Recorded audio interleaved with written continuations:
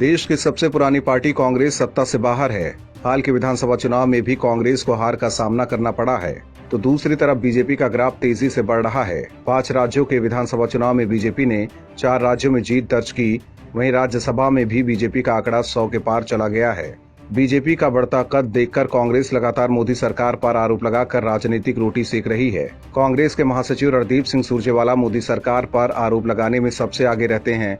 सुरजेवाला ने एक बार फिर मोदी सरकार पर ऐसे आरोप लगा दिए हैं जिस पर कई सवाल उठ रहा है। सुरजेवाला का कहना है कि बीजेपी और उसकी सरकार युवाओं, महिलाएं, अनुसूचित जनजाति सबके लिए मुश्किल पैदा कर रही है। सुरजेवाला ने आरोप लगाया है कि मोदी सरकार के शासन से देश के प्रमुख सूचकांकों में भारी गिरावट का पता चलता है। सुरजेवाला ने यह भी कहा है कि गरीब परिवारों की आय में 53% की गिरावट आई और गरीबी देश भर में बढ़ी है। उनकी माने तो अमीर मोदी सरकार में और अमीर हो गए हैं। हालांकि सुरजेवाला की यह आरोप सरासर गलत है।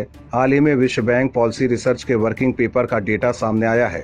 भारत में चरम गरीबी में 2011 की तुलना में 2019 में 12.3% की कमी आई है।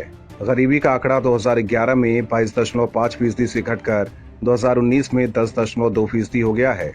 IMF की ओर से प्रकाशित वर्किंग पेपर में कहा गया था कि भारत ने चरम गरीबी को लगभग समाप्त कर दिया है, जबकि सुरजेवाला झूठ की राजनीति करने के लिए गरीबी का गलत आंकड़ा पेश कर देश को गुमराह करने में जुटे हैं। वहीं सुरजेवाला ने बीजेपी सरकार पर राष्ट्रीय सुरक्षा से भी समझौता करने के कई आरोप लगाए हैं।